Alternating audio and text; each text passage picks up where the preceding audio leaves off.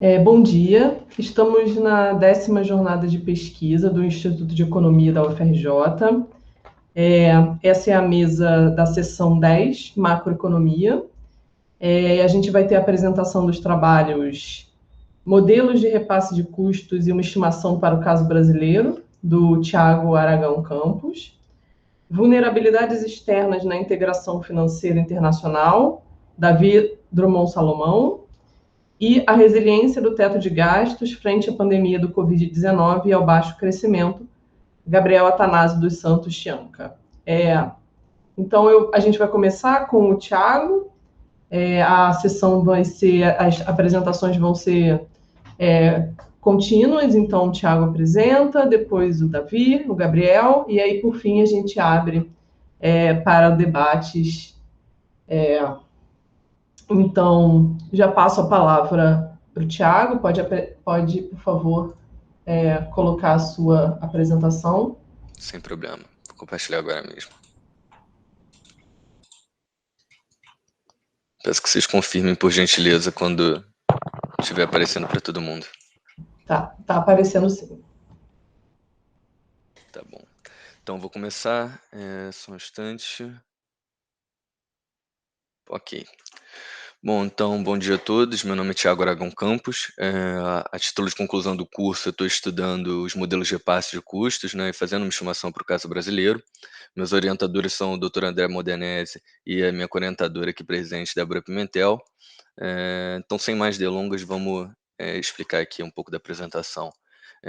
Essa estrutura do que eu pretendo apresentar hoje. Então, eu começo explicando qual é o objetivo da minha pesquisa, em seguida eu introduzo os temas, e a seguir eu vou esmiuçar, vou detalhar um pouco mais cada um deles. Então, em primeiro lugar, tem os mecanismos de transmissão da política monetária, a seguir eu falo sobre a bibliografia, sobre os modelos de repasse de custos.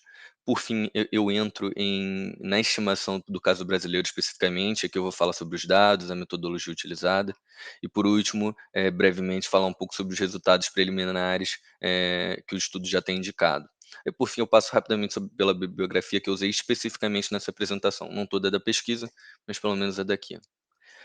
Então, em primeiro lugar, o objetivo é investigar a existência de um repasse assimétrico de custos do IPA, que é uma variável de preços ao atacado da FGV, para os preços ao consumidor amplo a partir do IPCA do IBGE.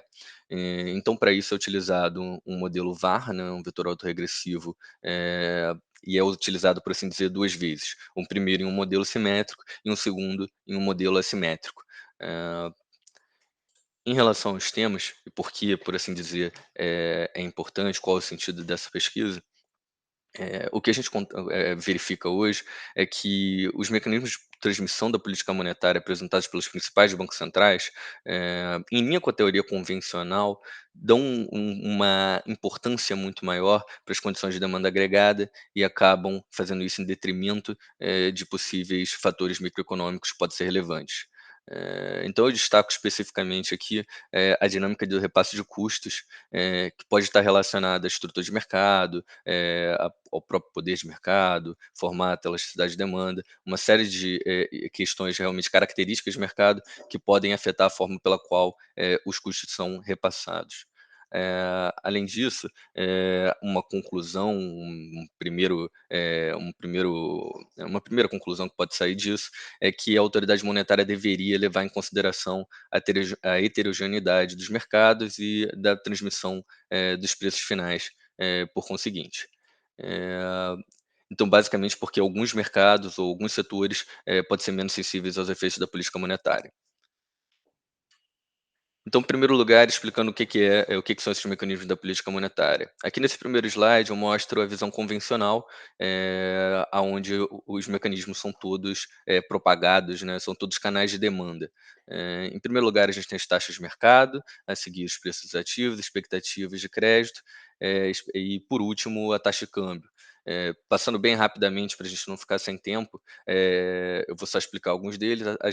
As taxas de mercado seriam justamente a propagação da variação na taxa Selic, ou seja, a taxa de um dia, para os vértices mais longos da curva, que vão estar afetando a decisão de investimento, consumo de bens duráveis, eventualmente semiduráveis e exportações líquidas. E no fim a gente vai chegar na demanda agregada, o que daí naturalmente chega à inflação.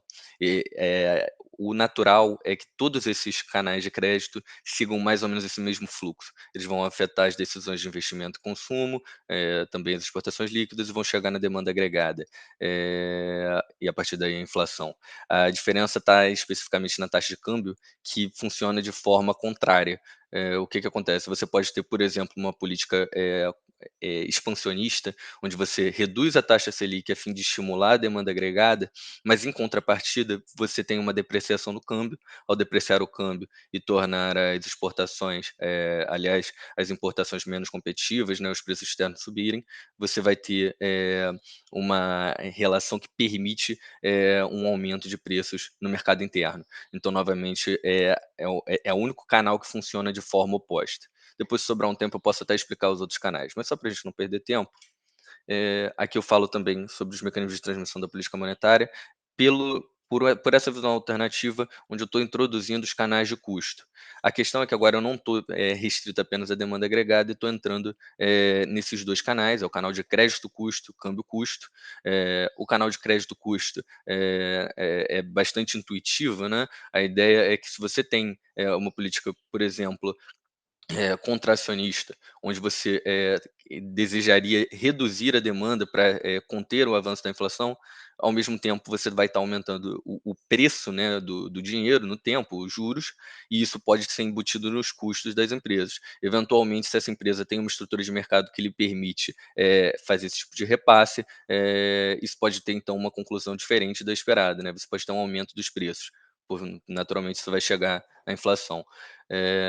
Além disso, a gente tem o câmbio custo, que funciona da mesma forma que o canal do câmbio que eu mencionei anterior, no mesmo sentido, mas com a diferença que ao invés dele estar afetando a liberdade de reajuste dos preços, por assim dizer, aqui eu estou tratando basicamente dos insumos, né? Então, por exemplo, se eu compro, não sei, se eu produzo pão, eu posso ter a necessidade de antes estar importando trigo para realmente ser um insumo, né? E ao ter a depreciação do câmbio, eu aumento os meus custos e, naturalmente, novamente, a depender das estruturas de mercado, eu posso ter um repasse disso para os preços finais. Então, isso é algo a se levar em consideração. A seguir, bem rapidamente, né, o que são os modelos de repasse. A bibliografia confere para a gente que existem duas gerações. A primeira geração são os modelos simétricos, enquanto a segunda geração são os modelos assimétricos. A diferença é que nos modelos simétricos, a gente tem basicamente a mesma intensidade, a mesma velocidade, basicamente a mesma forma de repassar os custos positivos e os custos negativos. Com a diferença, então, que no modelo assimétrico, a gente pode ter diferenças no grau, na intensidade, na velocidade do repasse entre os choques positivos e negativos. Eu vou explicar isso um pouco mais detalhadamente a seguir. Então, em primeiro lugar, agora falando sobre a estimação para o caso brasileiro, quais foram os dados que eu peguei? Foram coletados os dados de inflação ao produtor, o IPA da FGV, que é a variável, por assim dizer, de custos. Também foi coletada a variável do IPCA, que seria a variável de preços finais, por assim dizer. E, por último, também uma variável de demanda, que é o IBCBR, uma proxy mensal do PIB, do Banco Central, basicamente para realmente acompanhar a demanda, que também é um fator relevante para a determinação da inflação. Foi realizado um teste de raiz unitária, então fez sentido trabalhar com esses dados em primeira diferença. Além disso, o objetivo seria coletar dados pós-regime de inflação, então deveria começar ali por volta de 1999, mas visto que eu pretendi utilizar o IBCBR, eu precisei começar em 2003, que foi quando realmente houve a disponibilidade de dados. Em relação à estimação ainda, a ideia foi usar um VAR, um vetor autorregressivo, para estimar o impulso-resposta de um choque causado por uma variação, né, no IPA, sendo repassado ao IPCA. O VAR, especificamente, ele tem essa vantagem de trabalhar com dados, tem uma característica de endogeneidade, enfim, variáveis endógenas, que são características, né, de modelos macroeconômicos, especialmente de séries temporais, modelos macroeconômicos. Para além disso, foi necessário incorporar uma simetria a partir da desagregação do IPA. Eu vou explicar isso no próximo slide, mas a ideia é que a gente tem choques positivos e choques negativos, e é a partir desses choques positivos e negativos que eu consigo criar duas novas variáveis. Mas isso vai ficar mais claro a seguir. Agora, então, a incorporação da simetria foi feita da seguinte forma: os dados em si foram coletados em nível, mas boa parte do trabalho é realizado em primeira diferença. Especificamente para o IPA, o que eu tenho no modelo simétrico, eu uso então essas três variáveis que eu já tinha comentado: o IPCA, o IPA e o IBCBR. Aqui eu vou, para o modelo assimétrico, desagregar o IPA em duas variáveis. Isso quer dizer que eu vou pegar uma variável representando choques positivos e uma variável representando choques negativos. Ou seja, em primeira diferença, o que eu tenho é que o IPA+, ou seja, a variável responsável pelos choques positivos, toda vez que o IPA variou positivamente, ele é repassado exatamente igual para o IPA+. Agora, quando existe uma variação negativa no IPA, essa variável vai ser chamada de zero nessa nova série temporal, que é o IPA+. A mesma coisa, né, simetricamente, vai valer para o IPA-. O que eu faço é repassar para esse novo vetor apenas as variações negativas, enquanto que quando há uma variação positiva, eu deixo o zero, né?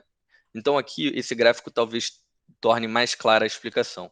Acima da linha, que é o que marca o zero, eu tenho as variações positivas do IPA, que estão descritas aqui com um azul escuro, um roxo. Abaixo, eu tenho as variações negativas do IPA, que estão representadas aqui por colunas com azul mais claro. Então, tudo que está acima é o IPA+. Naturalmente, quando você não tem uma variável, como é esse exemplo aqui, então o IPA+ vira zero. E por outro lado, quando a gente tem uma variação negativa, esse aqui é o IPA-, e todo esse período aqui, o IPA- está zerado. Então, acho que ficou claro. Depois a gente abre para dúvida. Por fim, eu quero falar rapidamente sobre os resultados preliminares que eu encontrei. O atual estágio da pesquisa, né, novamente, ainda não está concluída, indica que as variações de custo explicam uma parcela até relevante dos preços finais, e nesse gráfico dá para ver a intensidade do impulso-resposta, por assim dizer, nesse eixo vertical, e enquanto você tem a passagem do tempo no eixo horizontal. Aqui dá para ver que, num primeiro momento, ela vai aumentando até o terceiro mês, só para ficar mais claro, como dá para ver aqui. Agora, quando eu vou para o modelo assimétrico, eu tenho agora uma base de comparação e posso ver que, em primeiro lugar, o choque do IPA+, ou seja, o choque causado apenas pelas variações positivas do IPA, ele é até mais repassado do que a gente estava vendo na variável simétrica. Ele parece ser mais intenso. Mas o mais relevante é que os choques negativos, eles estatisticamente não são diferentes de zero, e, portanto, eles estariam indicando, de certa forma, que os choques negativos não são repassados aos preços finais. Isso abre uma série de implicações, mas, em primeiro lugar, já demonstra para a gente como é diferente, como seria, né, a partir dessa visão assimétrica.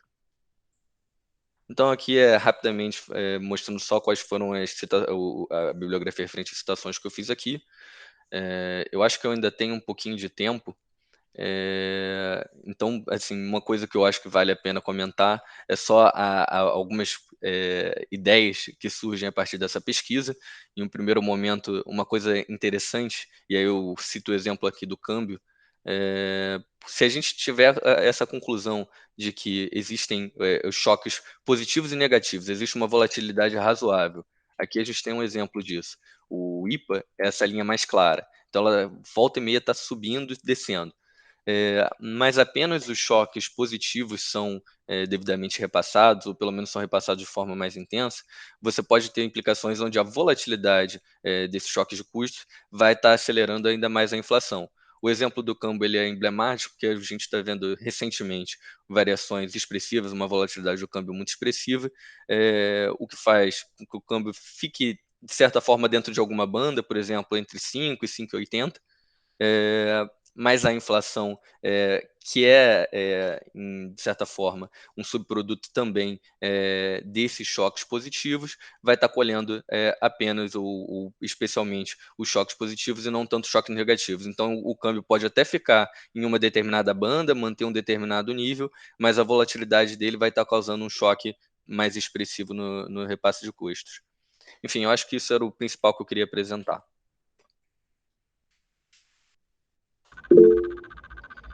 Obrigada, Thiago. Então,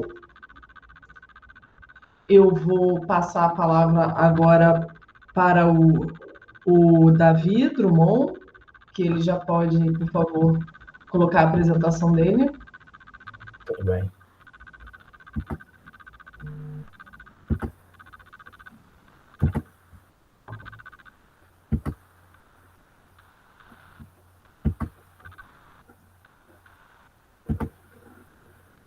Estão conseguindo ver? Tudo certinho? Sim, está tudo certo. Obrigada, pode começar. Então, o trabalho baseia-se principalmente sobre as vulnerabilidades externas na integração financeira internacional. A gente vai adotar aqui um paradigma teórico keynesiano estruturalista para conseguir compreender essas vulnerabilidades. E a partir disso a gente vai ter a noção que existem assimetrias no mercado financeiro. Vamos lidar aqui com assimetrias centro-periferia. A primeira assimetria que a gente precisa entender é a assimetria estrutural, que a gente percebe que a periferia elas são mais especializadas e heterogêneas, enquanto os centros são mais diversificados e homogêneos. Isto é, países industriais eles tendem também a focar em produtos mais sofisticados, de alta elasticidade de renda, enquanto os periféricos eles produzem produtos menos sofisticados de baixa elasticidade de renda. Com isso, a gente vê uma certa tendência a problemas no balanço de pagamentos das economias emergentes e uma vulnerabilidade cíclica também dos países centrais, né, nas próprias MMs. Principalmente porque, em aumento de renda, as economias emergentes tendem a demandar mais produtos do que exportar. Ok, a próxima assimetria que a gente pode ver é uma disparidade do tamanho do mercado financeiro entre países desenvolvidos e países emergentes. E os países emergentes também eles têm umas pressões mais especulativas, muito relacionado também à sua moeda. A gente vai adentrar depois a assimetria monetária, que vai evidenciar isso melhor. Um outro ponto é a natureza da moeda denominada nos passivos. Em países emergentes, elas tendem a ser em moedas estrangeiras, enquanto em desenvolvimento são moedas domésticas. Também existe também a estrutura de maturidade no mercado financeiro. Países desenvolvidos eles têm uma qualidade melhor nas suas estruturas. E a dimensão do mercado secundário também é algo importante, porque isso evidencia a capacidade de liquidez. Países desenvolvidos ele tem um mercado secundário mais desenvolvido. Ok. E aqui eu vou falar um pouquinho também sobre as assimetrias macroeconômicas. A gente vê que existe uma natureza anticíclica do capital em países desenvolvidos e procíclicos nos países emergentes. Isto é, o fluxo de capital ele está meio que condicionado pelo ciclo de boom bust, que a gente vai ver depois. Ciclos de alta, ciclos de baixas. Quando a gente vê um ciclo de alta, os fluxos de capitais tendem a ir para países emergentes, na busca por retornos, e na baixa eles tendem a ir para países desenvolvidos, porque eles têm uma segurança maior. A gente vai explorar isso um pouquinho melhor depois. Além disso, a gente vê que as EMMs, os países emergentes, eles têm uma perda de autonomia monetária na definição de seus juros domésticos. E isso é muito importante, porque esse é um dos mecanismos de preservação do câmbio e eles são dependentes do grau de inserção da sua moeda internacional. Eles dependem principalmente porque países centrais são business cycle makers, ou seja, eles ditam os ciclos de negócios da economia. Como exemplo, a gente pode ver que a taxa de juros americana é muito importante nisso, porque ela dá um referencial para todas as outras economias. A gente vê também, enquanto os países periféricos ou emergentes, eles são business cycle takers, pelo fato deles realmente serem mais passivos nessa relação.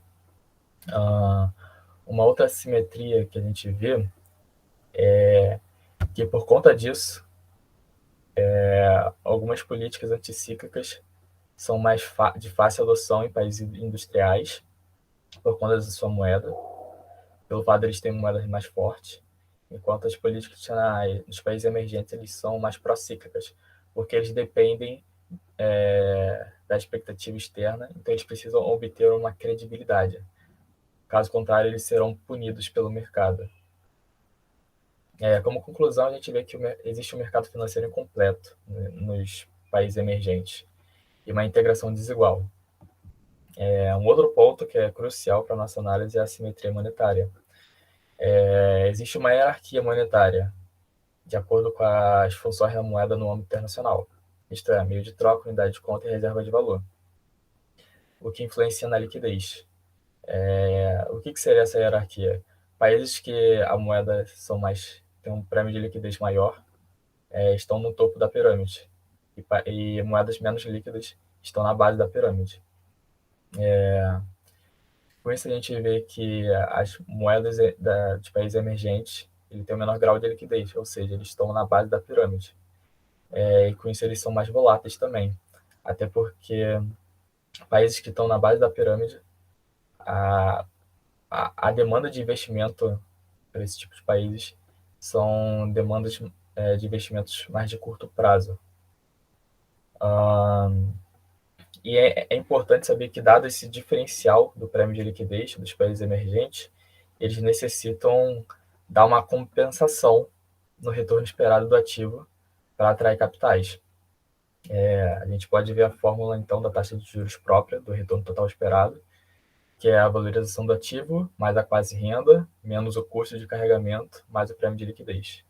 Ou seja, o diferencial do prêmio de liquidez tem que ser correspondido nos países emergentes por algum outro desses fatores que valorizam o retorno total esperado do ativo, para ter um equilíbrio. Ok. Outro ponto que vale a pena destacar da assimetria é em relação à estrutura produtiva entre a América Latina e o leste asiático. A gente vê que até mesmo dentro dos países emergentes a gente consegue ver certas assimetrias. Então, o primeiro, a gente pode lidar com os países da América Latina. De forma geral, eles têm uma estrutura produtiva menos diversificada e complexa, por conta da sua baixa incorporação de progresso técnico. Essa produção é baseada em bens primários e commodities. Com isso, a gente pode enxergar que eles têm um comércio bem volátil, e a sua conta corrente é bem dependente do ciclo de commodities. E outro ponto, dada essa estrutura produtiva e a interligação com as assimetrias financeiras, a gente vê um fluxo de capitais mais especulativos, até por conta que ele está dependendo de vários fatores, até mesmo do preço de commodities no mercado externo, internacional. Enquanto isso, a gente vê os países do leste asiático com uma pauta exportadora mais diversificada. Eles ao produzir mais manufaturados, que detêm um valor adicionado maior na integração da cadeia global, de valor global. Isto é, eles conseguem ter também uma melhor posição no balanço de pagamentos. E com a conta corrente superavitária, permite também uma acumulação de reservas e uma posição externa líquida positiva. A gente pode ver, então, que países do leste asiático estão em uma posição mais favoráveis do que a América Latina nesse cenário. Ok. Então, eu vou falar um pouquinho sobre as vulnerabilidades. A primeira que eu gostaria de mostrar é o pecado original, que seria a dificuldade de um país obter empréstimo ou emitir dívida denominadas em sua moeda doméstica. Então, para ele emitir dívida, ele precisa emitir em moeda estrangeira. Principalmente o dólar é uma moeda muito importante por estar no topo da pirâmide e exercer as funções internacionais do dinheiro na integração financeira internacional. Porém, isso gera um problema, que é o descasamento cambial. O passivo se encontra em moeda estrangeira, enquanto o ativo em moeda doméstica. Com isso, existe uma certa vulnerabilidade, porque a desvalorização cambial impõe um custo no financiamento da dívida. Com isso, a gente vê que existe um custo do descasamento. Porém, para alguns países, vários países detêm reservas internacionais como forma de proteção. Porém, também existe um custo nessa proteção, porque a remuneração das reservas são muito baixas, ou quase nulas, ou nulas em alguns determinados casos. Com isso, a gente vê uma relação positiva de volatilidade macroeconômica e o pecado original. É interessante notar que, a partir de 1990, os países emergentes eles têm conseguido reduzir a sua dependência de débito em moeda estrangeira, ou seja, tem reduzido o pecado original. Porém, a gente vê uma nova forma de vulnerabilidade, que é chamado pecado original restaurado. No momento que a gente compreende que existe uma maior participação de estrangeiros, a gente vê um crescimento de 29%, de 29% em 2000 para 47% em 2009, isso vai gerar uma nova vulnerabilidade. Por mais que no primeiro momento esse descasamento da moeda agora recaia no investidor estrangeiro, porque a moeda agora é denominada em moeda doméstica, ou seja, ele tem ativos e tem obrigações na moeda de seu país, porém aplica em ativos financeiros na moeda da emergente. Porém, o seu retorno continua sendo medido em dólar. Ou seja, o risco cambial é colocado no investidor. Porém, a gente vê que existe uma vulnerabilidade, porque ele precisa investir no mercado doméstico dessas economias emergentes. Porém, a gente já viu a fórmula do retorno total esperada. No momento de desvalorização cambial, isso afeta o retorno, o que tende a tirar um fluxo de capitais dos países emergentes, que, por sua vez, vai afetar a rentabilidade, o que, por sua vez, vai gerar um novo fluxo de saída de capitais, impondo uma maior volatilidade nessas economias.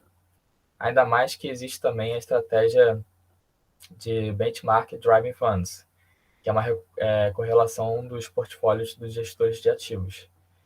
Isto é, nesse cenário, a gente ainda consegue enxergar um efeito manada por essa correlação no portfólio. Ou seja, a vulnerabilidade se intensifica ainda mais. Eu não vou adentrar muito tanto nos 3 ciclos boom bust por causa do tempo, mas a gente pode ver que o primeiro foi de 1970 a 1989, o segundo de 1990 a 2001, e o terceiro de 2002 a 2009. Todos eles apresentam algumas condições semelhantes. Eles se iniciam com uma baixa taxa de juros, uma rápida expansão de liquidez. Com isso, a gente vê que vai ter fluxo de capitais indo para países emergentes, pelo apetite ao risco. Porém, todos eles têm términos motivados por shorts, que aumenta a aversão ao risco do investidor. Aumenta também a demanda pelo prêmio de liquidez e o custo de emprestar. E foram seguidos por uma parada de influxo de capitais nas MMs, pois nesse cenário de choques exógenos, acaba que os fluxos de capitais são direcionados a países desenvolvidos, principalmente pelo prêmio de liquidez que a moeda desses países oferecem, como o dólar, por exemplo. Nisso a gente vê que os fatores exógenos são predominantes antes dos endógenos. Isso é até importante para a gente entender a questão do Covid-19, que é um choque exógeno em forma de pandemia. Novas tendências que a gente pode ver, tendências recentes, é o passivo externo dessas economias, que tem aumentado continuamente. Como a gente pode ver nessa análise gráfica, desde 2010, a dívida cresceu de 60% do PIB para 170%, no pico de 2009, demonstrando um aumento no seu volume. A participação de não residentes em dívidas governamentais eleva-se para 48% em 2008. Isso existe uma implicação no pecado original, uma intensificação do pecado original restaurado. Dívidas denominadas em moedas estrangeiras pulam de 19% em 2010 para 26% em 2018. Isso é um fato que demonstra que, por mais que exista o pecado original restaurado, como a gente evidenciou, o pecado original também tem se intensificado. E a última década teve a maior, mais rápida, e com maior volume denominado em base externa nos últimos 50 anos. Aqui eu vou falar um pouquinho sobre o Covid-19. O Covid-19 ele pode se configurar como um choque exógeno, como eu havia dito. E com isso ele levou a uma crise econômica mundial. E o nível de certeza por conta disso também se elevou bastante. Com isso, em um primeiro momento, a gente pode ver uma saída de fluxo de portfólio na busca por liquidez, que atinge o mercado de ações e de títulos. Como a gente pode ver, com uma volatilidade dos fluxos de capitais muito maior em volume, velocidade e sensibilidade do que a crise de 2008. Nesse primeiro gráfico a gente observa isso, as saídas muito mais sensíveis a esse choque. Com isso, uma das consequências é o aumento do spread dos títulos, da depreciação cambial nas MMs e queda nos preços das commodities pela diminuição da demanda agregada global. No gráfico ao lado a gente vê a depreciação da moeda dos países emergentes. Isso é importante porque a gente começa a compreender o pecado original restaurado também, pelo fato de que essa saída de fluxos de capitais impactou fortemente no mercado de ação e de títulos, na sua estrutura, no mercado financeiro, e muito impactado também pela desvalorização cambial, que é muito importante pelo fato dela ser um dos referenciais da taxa de retorno do ativo. De forma geral, nesse cenário pandêmico, a gente vê uma deteriorização da dívida soberana, das MMs, com a pressão no balanço de pagamento, com a crise do orçamento público. Essa crise é principalmente pelo fato das despesas sociais e de saúde, somado também da queda de recursos com o lockdown, principalmente pela diminuição da atividade econômica e pela diminuição da receita mesmo da tributação. Um outro ponto é uma tendência de crescimento da razão do serviço da dívida e dos títulos do governo garantidos pelo governo em relação à receita. Há também um aumento da razão da dívida em relação à importação. Esse último é bastante importante porque ele evidencia a capacidade do país de quitar as suas dívidas. Um outro ponto interessante a destacar é que, nesse contexto, houve um aumento da dívida privada em relativa à pública, porém, com ambos aumentando em termos absolutos. Um outro impacto, agora relacionado ao comércio global, é que o comércio global diminuiu em 18%, e o PIB global diminuiu em 10% no primeiro semestre de 2020. Com todo esse cenário pandêmico, algumas políticas tiveram que ser tomadas. Os bancos centrais, de forma geral, eles buscaram prover liquidez, ou seja, reduzindo a taxa de juros, expandindo seu balanço patrimonial, compras de títulos, e também adotaram políticas fiscais contracíclicas. O Fed, exercendo a sua função de emprestador global de última instância, ele realizou repo facilities para dar liquidez e aumentar as reservas internacionais dos países, e realizou também swap lines para aliviar os estresses. E o FMI e o Banco Mundial realizaram empréstimos também para rebater problemas de dívidas sistêmicas. Isso foi crucial para acalmar o ânimo, acalmar realmente também os estresses no sistema financeiro global, pelo nível de incerteza está muito alta, então isso foi muito importante. Porém, novas tendências podem ser vistas em 2021. Por causa desses estímulos do Fed, redução da taxa de juros, você tem um estímulo por caça por retorno, um apetite ao risco. Bilhões de dólares vão para as MMs, sendo 17 bilhões para as 30 maiores, nas 3 primeiras semanas de janeiro. O aumento no mercado de ação em 9% das MMs, enquanto os países desenvolvidos obteve 2,7%. Isso é bem interessante porque isso também está relacionado com o aumento do preço das commodities no mercado internacional. Como a gente viu, países emergentes geralmente são mais vulneráveis, principalmente países da América Latina, aos ciclos de commodities. Outro ponto interessante é que fundos top performance passaram a acreditar em ativos dos países emergentes. Teve uma elevação nesse otimismo. Porém, somada ao pessimismo dos ativos dos Estados Unidos.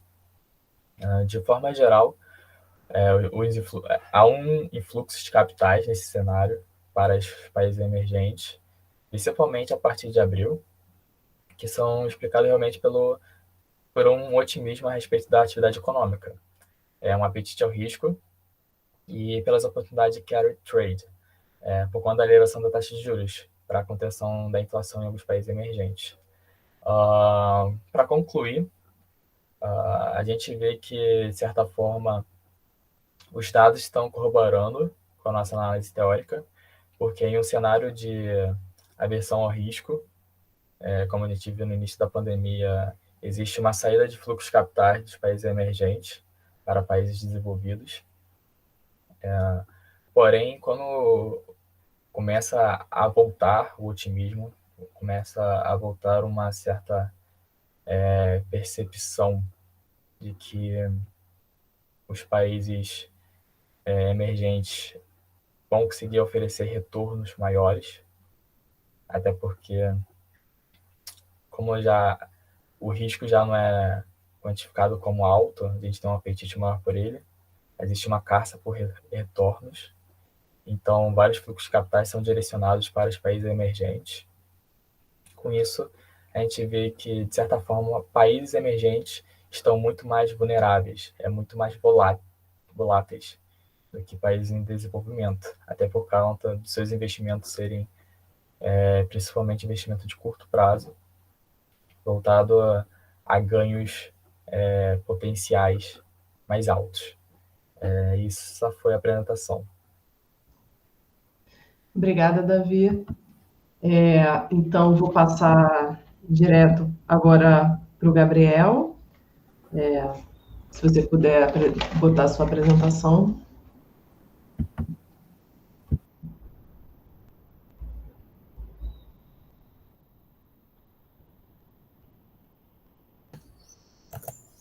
Perfeito. A apresentação está aparecendo para vocês?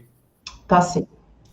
Bem, então vou começar a marcar meu tempo aqui. Bom dia a todos. Eu sou o Gabriel Chianca e a minha apresentação também é no contexto da elaboração da monografia. Inclusive, né, a jornada tem essa proposta de aceitar dentro da graduação trabalhos tanto de iniciação científica quanto de monografias em elaboração, que é o meu caso. Então, ainda no nível bem inicial dos trabalhos, mas eu aproveitei a oportunidade de escrever lá na jornada para aproveitar esse ambiente de debate e pontos de vista externos para poder incorporar algumas críticas e sugestões no desenvolvimento da monografia.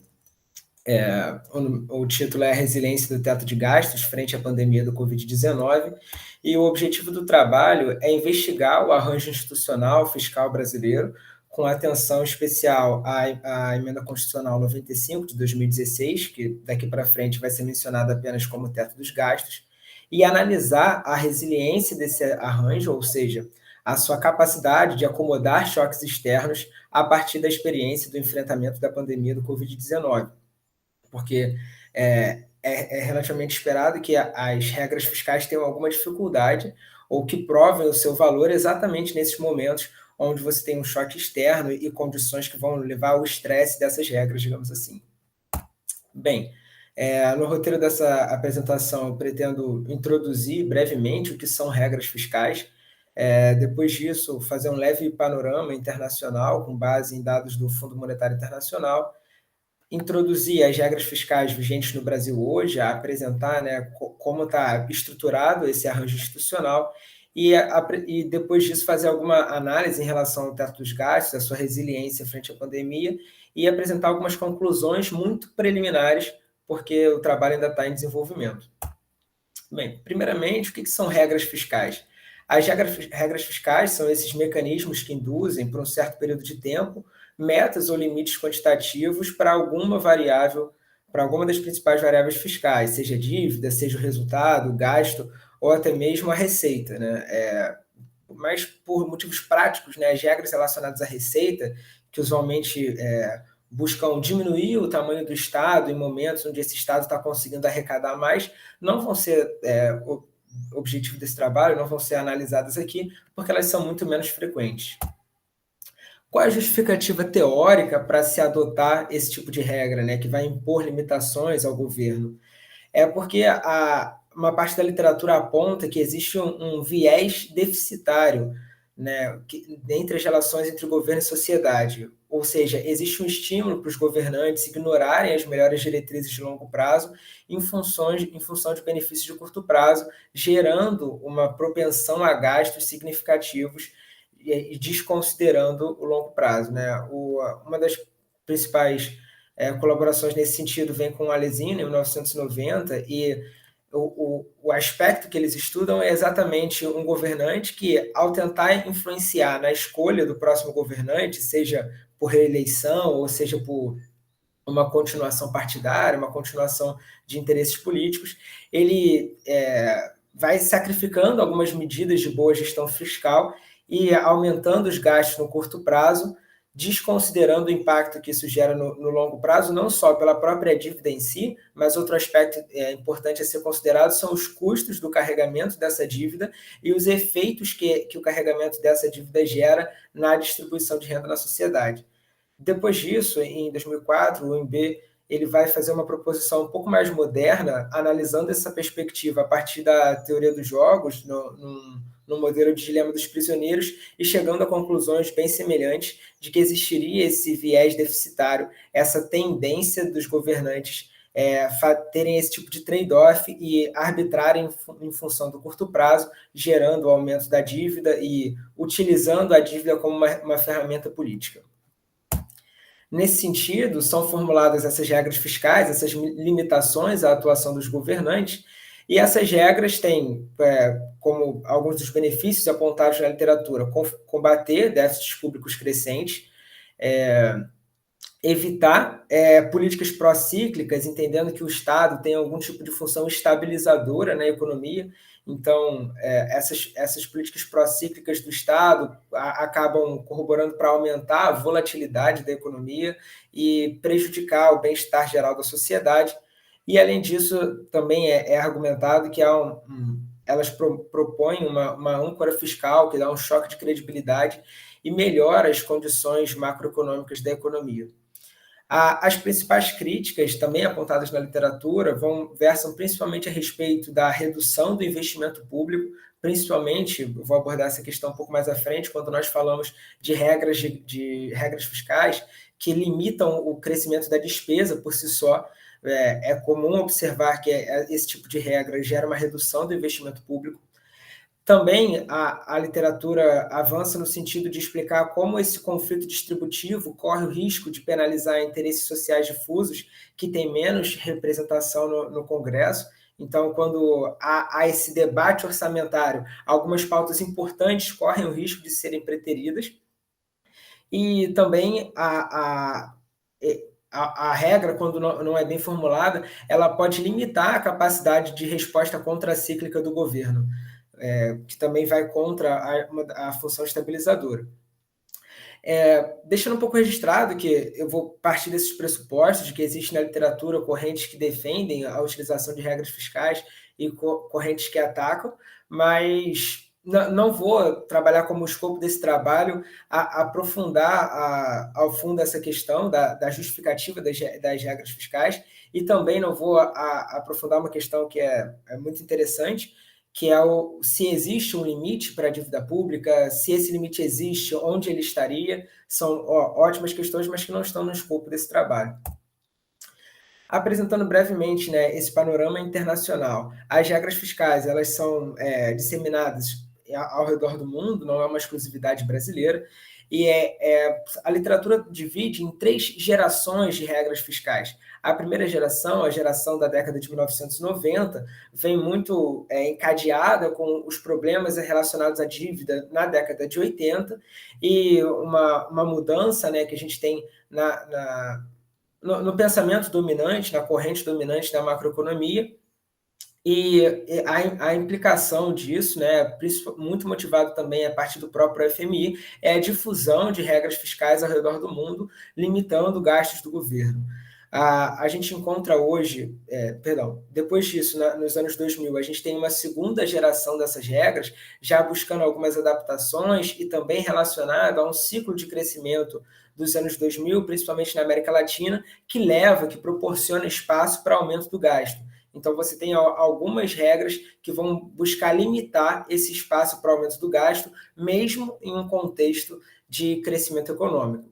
E, por fim, nós temos uma terceira geração de regras fiscais, que pode ser localizada mais ou menos ali nos anos, a partir da década de 2010, que vem relacionada, né, tem como ponto de inflexão a crise de 2008, e uma crise muito significativa, tanto na sua intensidade quanto na sua propagação, que gera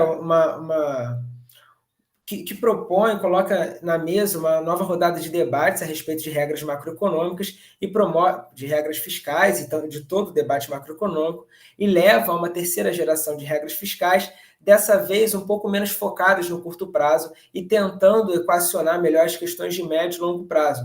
Por quê? Porque, obviamente, em resposta à crise de 2008, os Estados nacionais tenderam a aumentar o seu endividamento, e não é uma crítica a isso, porque se entende que era uma resposta necessária, mas que essa resposta eleva os níveis de dívida e é necessário que as regras caminhem, dialoguem nesse sentido também. O FMI produz recorrentemente alguns relatórios sobre as regras fiscais, tanto que serviu como base para a elaboração do último mapa, onde essas regras estão ao redor do mundo, quanto algumas medidas normativas sobre o que seriam atributos desejáveis às regras fiscais. O primeiro atributo que eu destaco é a sustentabilidade, né, que é um fim em si mesmo no conceito de regra fiscal, é que ela seja capaz de tornar a dívida pública sustentável ao longo prazo, que ela não gere às futuras gerações um peso excessivamente grande no carregamento dessa dívida. Um segundo atributo desejável é a estabilidade, que a regra fiscal caminha no sentido dessa função do governo, que é reduzir a volatilidade da economia. Então, mitigar essa volatilidade através de um componente contracíclico, que é um pouco do que a gente vai ver relacionado à regra do teto em si. Depois disso, um outro atributo desejável é a simplicidade. É importante que essa regra seja facilmente entendida pelo governo e também facilmente entendida para a população. Esse ponto vai dialogar muito com o atributo seguinte, que é a operacionalidade, que essa regra seja implementada de forma clara e bem estruturada nos orçamentos anuais. Por que isso é importante? Há um entendimento de que essas regras também têm uma capacidade de promover um enriquecimento do debate democrático.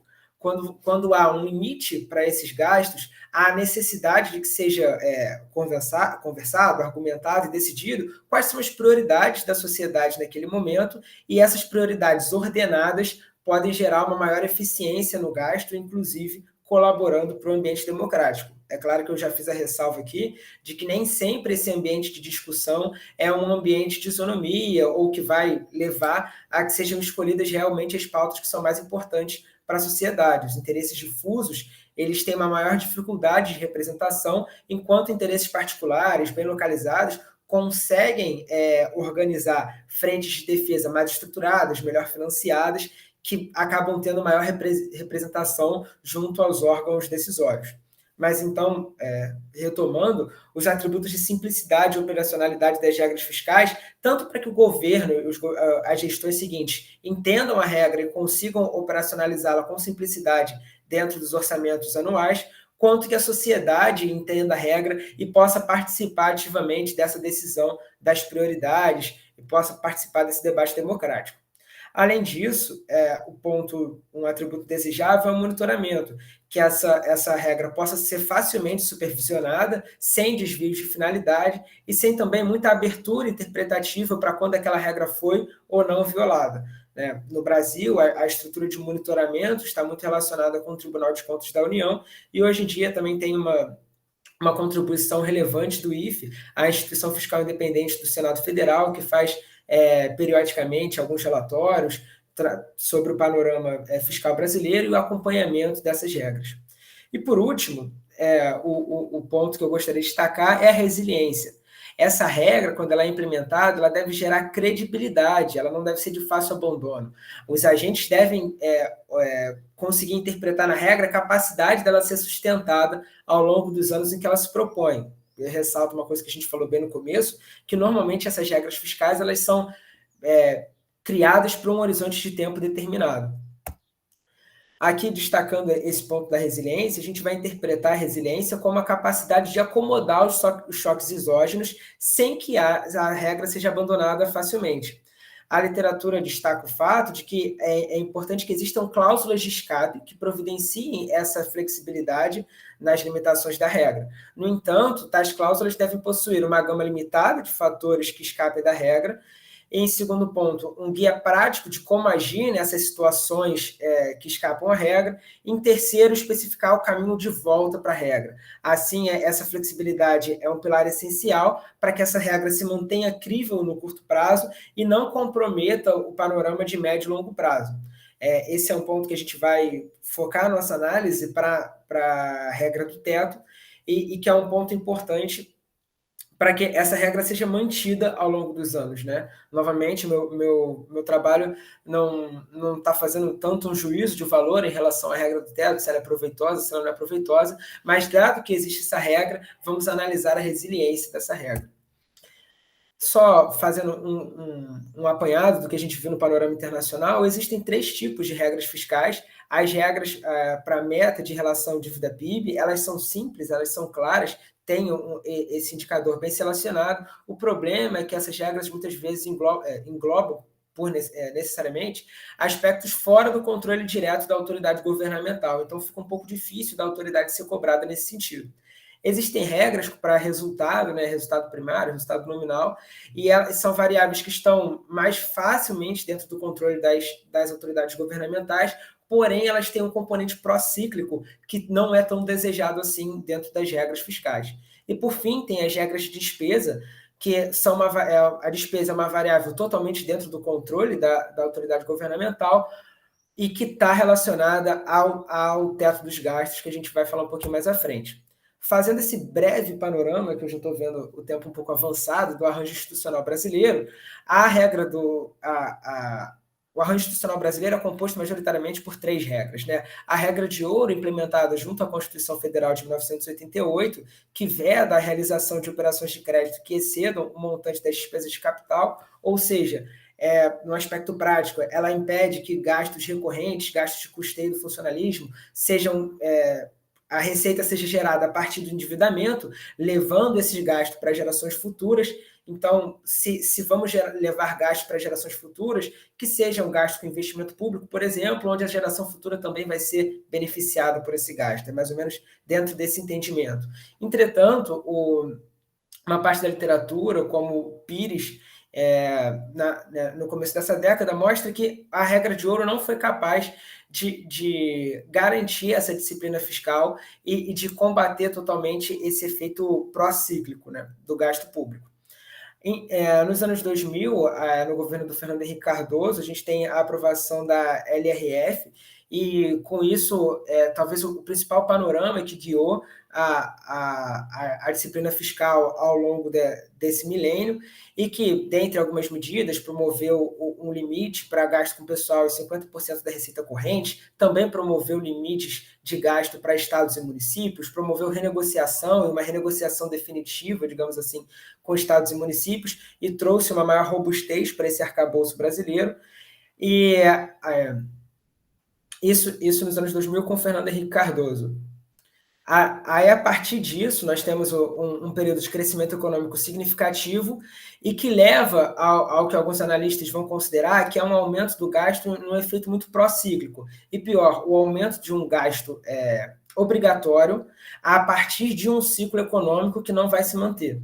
Então, ao longo dos anos 2000, esse conjunto de regras que estava disponível, que é a regra de ouro, e a LRF, que está muito relacionada com a Lei de Diretrizes Orçamentárias, principalmente, né, elege a Lei de Diretrizes Orçamentárias como seu principal elemento, eles não vão ser capazes de manter uma disciplina fiscal muito significativa a partir dos anos 2000, que é um contexto de crescimento econômico, que é um contexto onde as despesas, não só em função do próprio crescimento, mas em função da própria base de arrecadação, as receitas do governo vão crescer muito e as despesas vão crescer muito também, o que não gera nenhum problema enquanto se mantém esse período virtuoso do ciclo. Mas quando esse ciclo enfrenta uma quebra, essas despesas altas e despesas obrigatórias vão se manter e a receita vai sofrer uma queda muito grande. Ou seja, as regras não foram capazes de conter esse aspecto pró-cíclico da despesa pública, e nesse contexto, onde há uma percepção de parte dos analistas de que houve um descontrole fiscal, é levantado no ano de 2016 a regra do teto, e é proposto pelo governo Temer. Então isso se relaciona também um pouco com o que a gente viu antes, daquele viés deficitário dos governos, e o governo Temer ele não tem a perspectiva de reeleição, ele não tem uma perspectiva clara de colocar um sucessor. Então, não que da minha parte se represente uma crítica a esse processo eleitoral, obviamente não é isso, mas talvez o governo Temer ser o governo que conseguiu implementar esse tipo de restrição rígida seja uma sinalização de que essa literatura tem um ponto importante. Bem, em 2016 é implementada a Emenda Constitucional 95 do Teto dos Gastos, que promove, que objetiva promover o controle do crescimento dos gastos, em especial, né, em períodos de crescimento econômico, ou seja, enfatizando esse aspecto contracíclico, busca promover uma âncora cambial que impacte positivamente as expectativas num contexto de expectativas macroeconômicos muito ruins, não só em função do descontrole fiscal, mas também em função do contexto político turbulento do país. E tem um terceiro ponto, que é incentivar mudanças estruturais. Por quê? Essa regra, ao estipular os limites para o crescimento do gasto, e atrelar esses limites a uma correção inflacionária, ela tem um objetivo, né, e isso é muito importante quando a gente está falando de resiliência, já caminhando para encerrar a apresentação, que é o seguinte: a regra, mesmo nas primeiras análises, tem uma análise publicada pelo Guilherme Tinoco na revista do BNDES, alguns meses depois da publicação da aprovação da emenda, e ela já aponta que essa regra teria dificuldades de sobreviver no longo prazo. E por quê? Porque a regra tem implicitamente um componente disciplinador, ou seja, uma vez aprovada a regra, é esperado que os gastos sejam enfrentados de alguma forma e que esse ritmo de crescimento não seja mantido.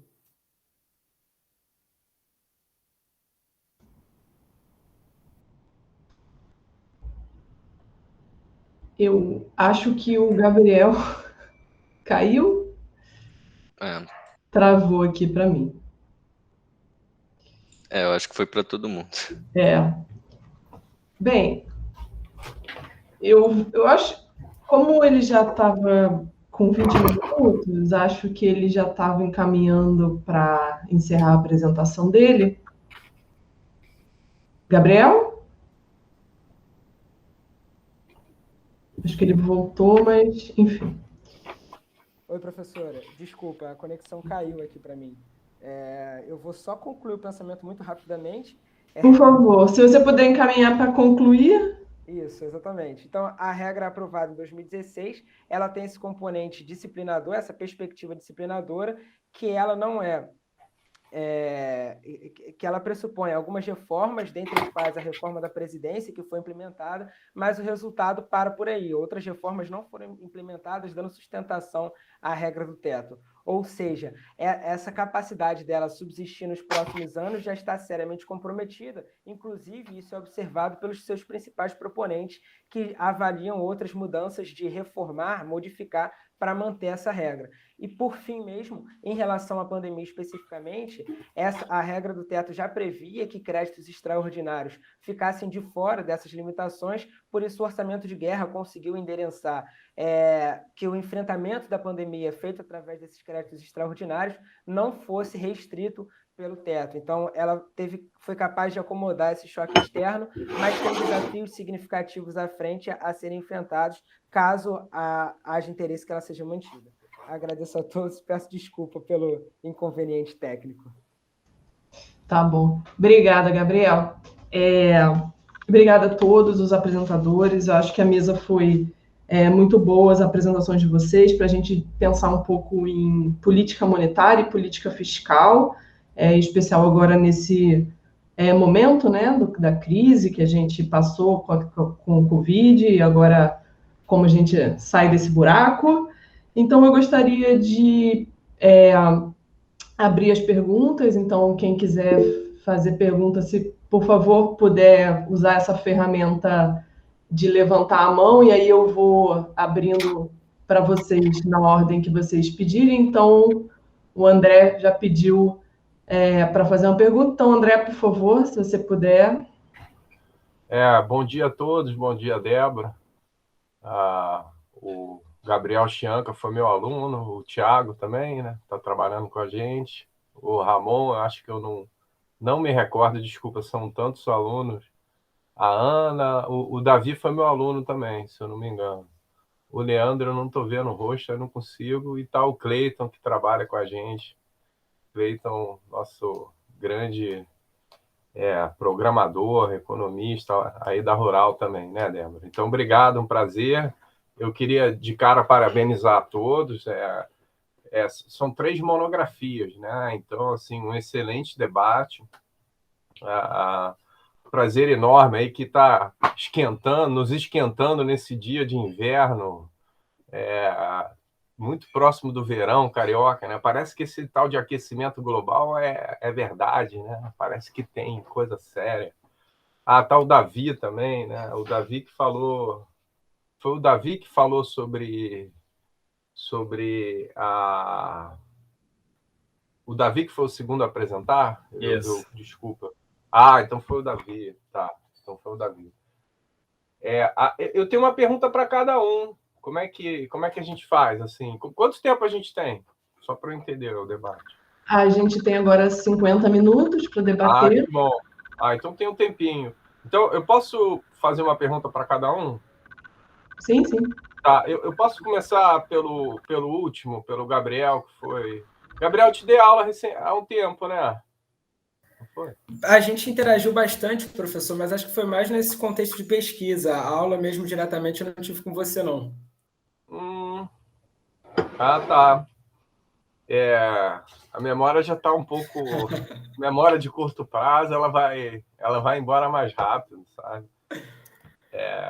Bem, Gabriel, eu queria parabenizar pelo seu trabalho, como todos, né? Acho que foi um excelente trabalho. Já é a sua monografia, né? Isso. E quem está te orientando é o Lixa? Não, é a Margarida. Manda um abraço para a querida Margarida. Obrigado.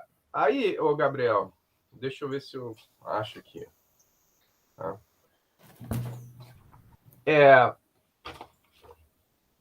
Eu tenho assim algumas perguntas para fazer e algumas colocações. Assim. A primeira pergunta que eu queria te fazer é em relação ao seu marco teórico. Eu não sei até em que medida o seu marco teórico está claro, tá? Para você. Mas talvez antes de eu fazer essa pergunta e as minhas colocações, deixa eu colocar aqui. Para uma monografia, está excelente. Tá? Os 3 trabalhos. Para a monografia, está excelente. Eu vou estar fazendo um comentário aqui no sentido de fazer um gancho, abrir portas para um trabalho de dissertação de mestrado. Tá?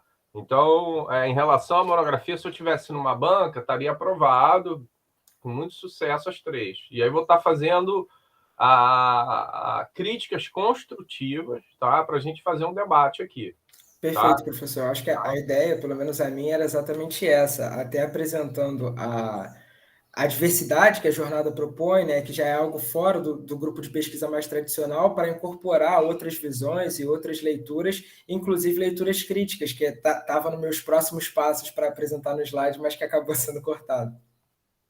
Então vou fazer a crítica. Então. Fica à vontade, confortável. Tá.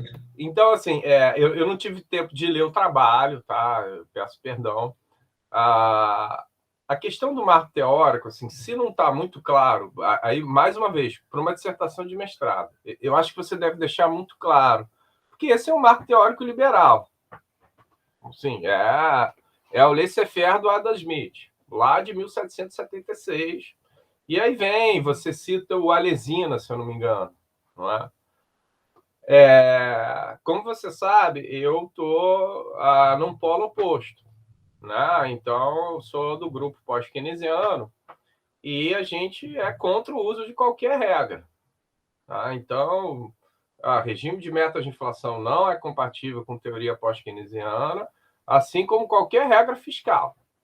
Né? Regra fiscal, a gente entende que é você acabar com a política fiscal. Você está amarrando, na minha interpretação, você parte do pressuposto de que as decisões políticas necessariamente elas são,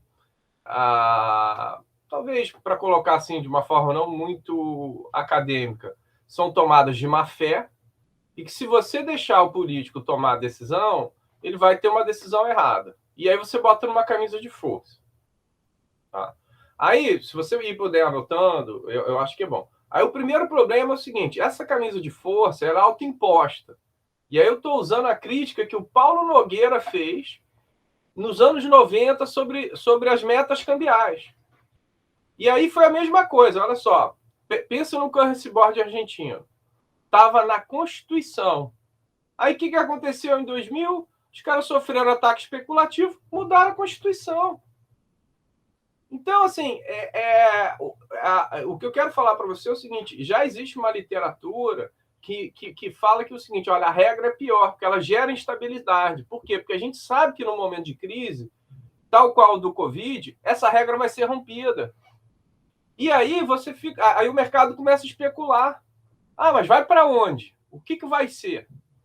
Então, no Covid, você citou orçamento de guerra. É exatamente isso. Olha, é uma camisa de força autoimposta. Eu mesmo botei ela, eu mesmo amarrei e eu mesmo consigo tirar ela na mesma hora que eu quiser.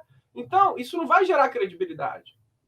Não vai gerar credibilidade, porque o mercado sabe que a hora que eu quiser, eu tiro essa camisa de força. Então, vamos usar a analogia da camisa de força. Eu sou um maluco, sou um psicopata, eu tenho surto psicótico, mas eu estou com a camisa de força. Se eu estou com a camisa de força que está amarrada aqui atrás nas minhas costas, beleza, vocês vão ficar tranquilos comigo na sala. Agora, se eu puder abrir a camisa de força, vocês vão sair correndo. É o que acontece. Então, do meu ponto de vista, a regra, primeiro, ela não gera credibilidade. Segundo, eu não conheço bem essa literatura. Quem me apresentou essa literatura foi o Tarcísio Gouveia, que faz justamente uma crítica ao uso de regras em um dos capítulos da tese dele de mestrado, que foi orientada por mim pelo colega do IBMEC e do Banco Central, Osmani Guilhom. Ali ele tem um capítulo que trata sobre isso. Então, eu te aconselho a dar uma olhada. Tá?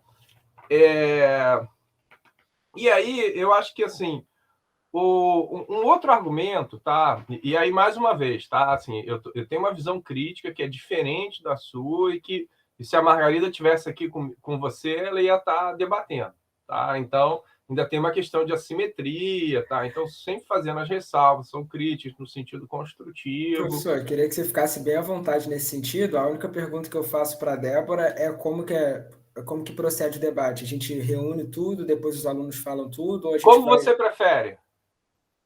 Por mim, se você pudesse fazer tudo a meu respeito, aí os outros professores fazem tudo, eu respondo tudo, aí Tá, depois então passo para os já vou colegas. fechar, tá? Show. Aí, a outra questão é o seguinte, olha, essa ideia de monitoramento e avaliação da sociedade. Assim, a gente vive numa sociedade em que se confunde as atribuições das esferas. Então, eu vou te dar um exemplo.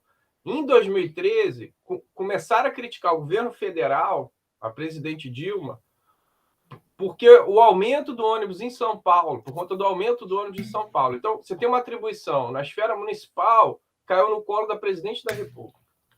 Então, como que essa sociedade vai debater um orçamento? Eu não sou capaz de debater um orçamento federal. E aí, só para chegar, se for para ter o debate, eu fico muito mais com o orçamento participativo, que, se eu não me engano, foi usado nas prefeituras do PT no início dos anos 2000 no Rio Grande do Sul. Aí sim, tem participação, tem monitoramento, mas aí é lá embaixo, tem que ser na esfera municipal. E a gente é incapaz de debater um orçamento federal, a gente não conhece o país. Eu não conheço o país. E eu não tenho como olhar um orçamento e falar, olha, não está bom. Tá? Mas, mais uma vez, queria te parabenizar, você, a Margarida, um excelente trabalho. Aí realmente é uma questão ideológica, tá? Se eu não fosse um pós-keynesiano, eu não teria críticas nenhuma a fazer. Parabéns, tá? E obrigado. Obrigado, professor. André, você quer colocar as perguntas aos outros? Vamos fazer uma rodada por pessoa, o que você acha? Tá bom. Mas alguém quer colocar alguma pergunta ao Gabriel, que aí ele já responde? Não? Então, Gabriel, se você puder. Perfeito, professor, obrigado. Só peço para você, para a gente poder passar para os demais também. Eu assustei um pouco a Débora com a minha apresentação, porque você deu 25 minutos e eu fui até lá. Não é isso, não. É porque o tema vai ser caloroso. Perfeito. Aí a gente se empolga. Ótimo, obrigado. Eu queria agradecer a Débora, aos colegas e ao Modenese principalmente, e deixando claro novamente que um dos meus objetivos de trazer esse tema para a jornada, né, fora do grupo de pesquisa, fora da minha banca examinadora da monografia, era exatamente absorver essas recomendações, essas críticas construtivas que eu acho que enriquecem muito a minha trajetória enquanto estudante. Um ponto importante, né, desse debate, eu acho que acaba versando um pouco com o aspecto da democracia, né, porque até que eu acho que muitas vezes os economistas acabam partindo para um aspecto um pouco tecnocrata, que vê o populismo ou as decisões democráticas como algo a ser combatido e como algo que prejudica a boa condução da economia. Só que a economia que eu acho que a gente deveria debater, na qual eu me insiro, é uma economia democrática. Então, as regras da democracia estão dadas e deve-se fazer a construção da teoria econômica dentro dessas regras da democracia.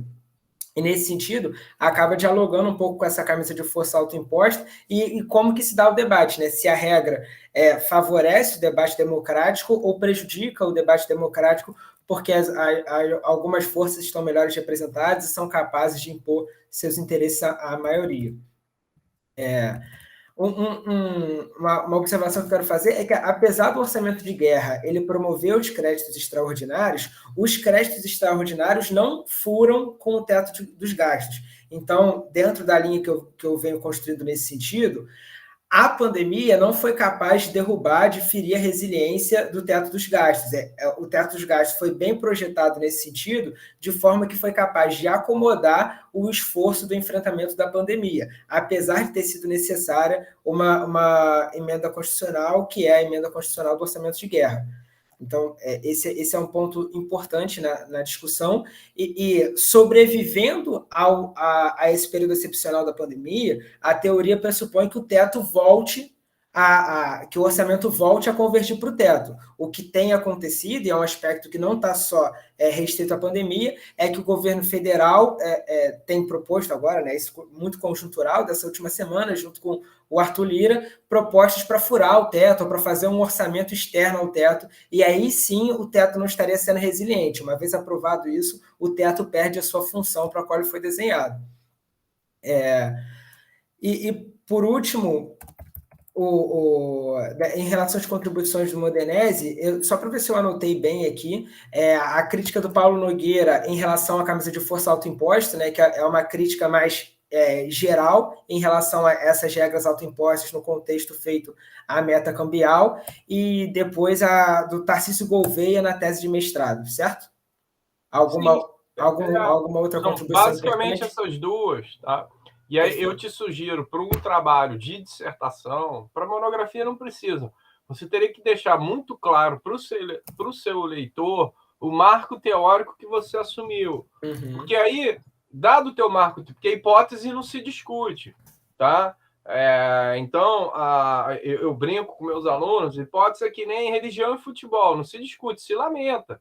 Então, você vai lamentar as minhas hipóteses, eu lamento as suas e acabou, a gente não tem o que falar. Tá?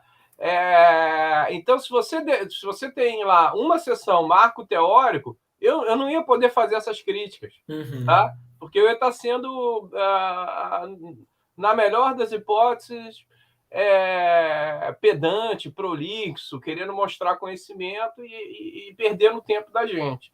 Tá? Então, aí talvez para a monografia eu boto uma nota de rodapé. Olha, meu marco teórico é o marco liberal e ponto final. Tipo, não tem espaço para ainda, porque não está concluída a monografia ainda, está em desenvolvimento. Então, aí, uma nota de rodapé. Porque aí, se eu levantar o dedo, você falar, professor, está lá na nota 25, página 50. Acabou. Aí, quer dizer, teria que estar tipo, mais no início, né? Vai estar na nota 2 da página 5. Acabou. Então, aí você se defende. Então, a ideia é essa. A gente vai fechando... a gente, quando escreve um trabalho, ela tem que ter uma espécie de malevolência, tá?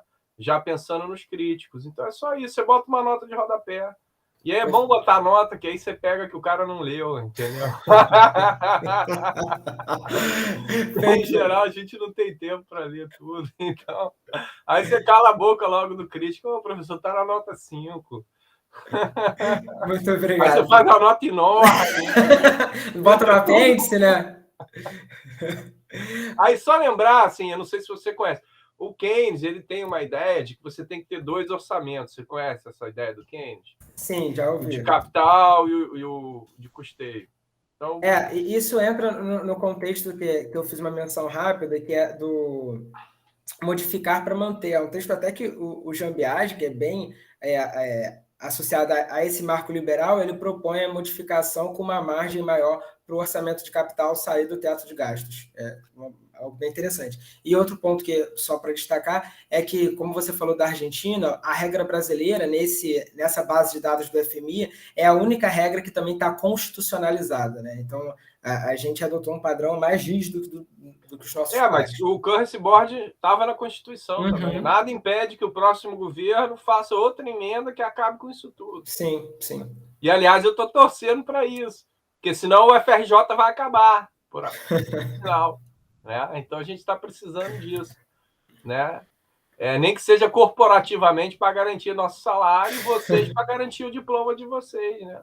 Ou o mestrado, né? Então, mas parabéns, muito obrigado, excelente discussão. Tá? Muito obrigado, professor, eu que agradeço, e objetivo cumprido para mim nesse sentido, até porque esse não é necessariamente o meu marco pessoal, assim, é o marco que eu adotei no trabalho e fico muito feliz de ter conseguido agregar essas críticas. Obrigado, Débora, também. Obrigada. A próxima rodada de perguntas para os apresentadores. Alguém faz pergunta aí, senão é maldade, né? Só eu fazer.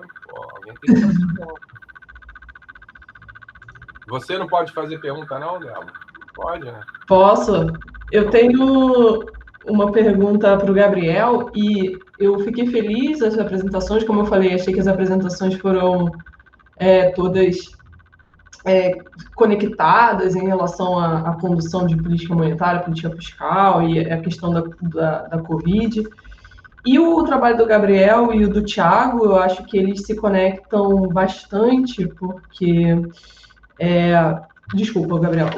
O trabalho do Davi e do Thiago, eles se conectam bastante, porque o Davi está falando sobre essa volatilidade dos fluxos de capitais e que acabam interferindo com a taxa de câmbio, que é um dos principais componentes aí de custos que o Thiago está lá analisando no trabalho dele de repasse de custos. Então, o trabalho do Davi e do Thiago acabam sendo bastante conectados nesse sentido. E uma coisa que eu, conversando com o Thiago, quando a gente estava elaborando o trabalho dele, eu estava falando justamente sobre essa volatilidade do câmbio, e que a volatilidade do câmbio esse ano não, né? Já desde o começo de 2020, desde o começo da pandemia, foi para um patamar muito acima, muito acima do patamar histórico aí do regime de meta de inflação. Então, agora a taxa de câmbio está com uma volatilidade muito maior do que a gente está acostumado, e mesmo que ela flutue ali ao redor de um determinado nível, de acordo com as investigações do Thiago, isso acaba tendo um impacto inflacionário muito grande, porque os repasses das depreciações são repassados aos preços, enquanto que as apreciações, então ela sobe e volta. E quando ela volta, esse repasse não é repassado. E aí a minha pergunta para o Davi era como que ele avalia dentro desse arcabouço que ele analisa, das assimetrias, centro, periferia, a condução do Banco Central a respeito, agora no pós-Covid 19, sobre a condução da política monetária em relação a essa volatilidade dos fluxos que a gente teve, se é uma coisa esperada devido ao grande cenário de incerteza mundial, ou se a condução do Banco Central poderia ter mitigado um pouco mais através dos instrumentos que ele tem disponíveis, swaps, enfim, se ele avalia agora a política monetária nesse período após a pandemia. Olá. Então, eu vou tratar um pouquinho... Eu posso só adicionar um ponto, Davi? Sim. Tá, porque a pergunta que eu tinha era um pouco parecida com isso, era só em relação, só para completar, que era para chamar a atenção, né, da relevância do Fed, né, porque tem além desses choques, né, então assim, a gente está tendo vários tsunamis, né, a gente está sofrendo o efeito do tsunami de 2008, né? Aí teve depois uma segunda onda menor, que foi o tsunami da crise europeia. Aí agora veio um outro tsunami enorme, que foi a Covid, em 19. Então, o mundo já está assim, sofrido, né? E aí, pós 2008, o Fed começou lá a imprimir dinheiro, né? E agora, o que tudo indica, ele vai começar a reverter esse negócio, porque a gente está com choque de oferta pelo lado, né, um choque inflacionário pelo lado da oferta. Então, assim, nossa, olhando assim, tá tipo tempestade perfeita, sabe? Porque o que esses bancos centrais vão fazer com inflação? Eles vão subir os juros, né? Só que a inflação pelo lado da oferta. Então, só para completar, assim, né? Porque a Débora, porque no fundo o Fed vai estar determinando, esses fluxos também dependem, né, da política dos juros internacional, né? Então, só para completar, tá? E perdão aí te intrometer. Obrigada, André. Davi. Não, mas faz todo sentido, porque eu ia falar exatamente disso. No caso, eu ia fazer tipo um comparativo, dar essa pergunta entre o Fed dos Estados Unidos e o Banco Central brasileiro. Que o Brasil é uma das economias emergentes que a gente engloba nesse trabalho. Primeiramente, é interessante destacar, como eu falei, até mesmo no trabalho, que por conta da pandemia, a pandemia sendo vista como um choque exógeno, elevou o nível de incerteza. Com isso, o Fed ele teve que tomar certas atitudes de abaixar a taxa básica de juros americana, que chegou a ser próxima a zero. Nesse contexto, isso também permitiu com que o Banco Brasileiro também diminuísse a sua taxa de juros, a fim de prover liquidez. Esse fato foi muito importante, porque dado em um cenário de certeza, existe uma busca por ativos mais líquidos, e de acordo com o nosso princípio teórico, a moeda é o ativo mais líquido que existe. Então, a gente entende que, nesse momento, houve um fluxo de capitais muito grande na compra de dólares. Porém, por mais que isso também tenha tido uma certa desvalorização cambial nesses países emergentes, o Brasil foi um deles, que foi bastante afetado, permitiu que tanto a taxa de juros doméstica brasileira fosse também diminuída, até por conta daquela taxa de retorno. O dólar, por ter um prêmio de liquidez maior do que o real, ele permite o Fed ele abaixa a taxa de juros, só que ao mesmo tempo que ele abaixa essa taxa de juros no cenário internacional, como os países emergentes são tomadores dos ciclos de negócio, eles também têm capacidade de abaixar. Então, isso afeta, de certa forma, a política monetária internacional de forma geral. Porém, em um segundo momento da pandemia, o momento é muito incerto, mas no início do ano acabou que estava tendo um certo otimismo em relação às vacinas, em relação a tudo. Então, acabou que teve certos fluxos de capitais para os países emergentes. Todavia, a pandemia foi um momento que teve muitos gastos, como eu havia falado, principalmente em despesas sociais, de saúde, e também relacionado à falta de recursos.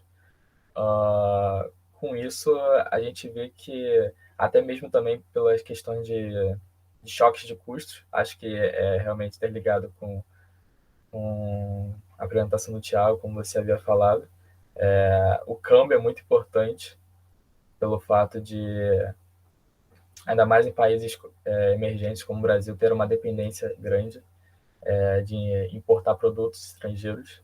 Então, isso afeta diretamente nos custos, o que impacta na inflação. E como eu mostrei nas últimas tendências do slide, por conta da inflação ser pressionada em vários países, as taxas de juros estão aumentando. E com isso também faz com que exista um fluxo de capitais para os países emergentes. Pelo fato dessa pressão inflacionária, por exemplo, no caso brasileiro, o Banco Central já está aumentando a taxa Selic bastante, a taxa básica da economia. Com isso, a gente estimula aquelas operações de carry trade.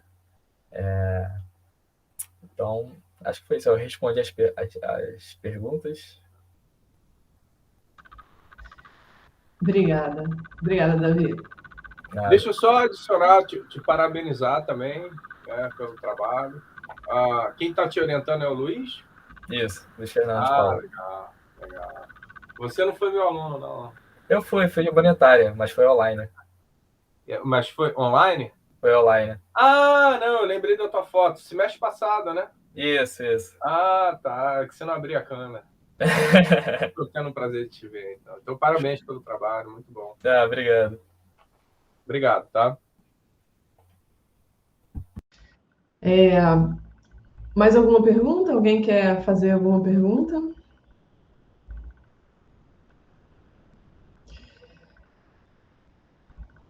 Ô, Débora, eu acho que o Cleiton tem que fazer uma pergunta. O Cleiton. Faz uma pergunta aí, Cleiton. Cleiton é nosso representante da Rural também. Então, aqui a gente tem, aumentando esse vínculo aí, Rural e UFRJ, né? São duas instituições irmãs, assim como a UF. Beleza. Vou pensar aqui. Então pensa e daqui a pouco a gente... Vamos... Quem mais tem pergunta aí? Eu vou aproveitar, então, vou fazer a pergunta para o Thiago. Estava aqui pensando que pergunta que eu podia fazer para o Thiago, que eu sempre converso com ele sobre o trabalho, mas acho que eu vou um pouco...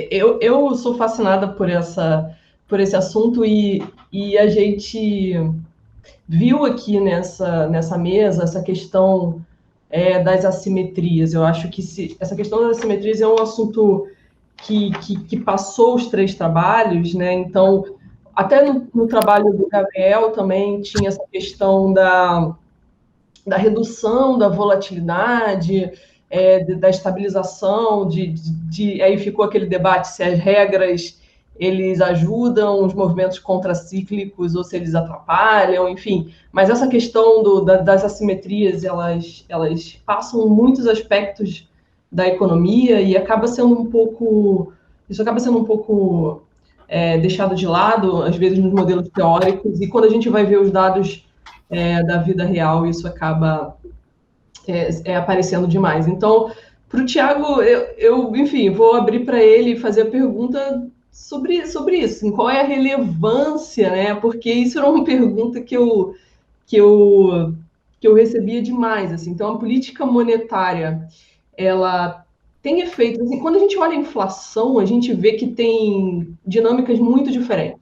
Então, a inflação de serviços, ela é menos suscetível à política monetária, enquanto que a inflação, por exemplo, dos industrializados, ou até mesmo de preços de produtos básicos, que dependem mais do câmbio, ficam mais suscetíveis à política monetária por causa do canal do câmbio, que acaba dominando um pouco aqueles canais que você mostrou na sua apresentação. Então, os efeitos da política monetária já são assimétricos, então eles são heterogêneos. Então, eu queria que você falasse um pouco mais assim dessa relevância dessa sua pesquisa e dessa.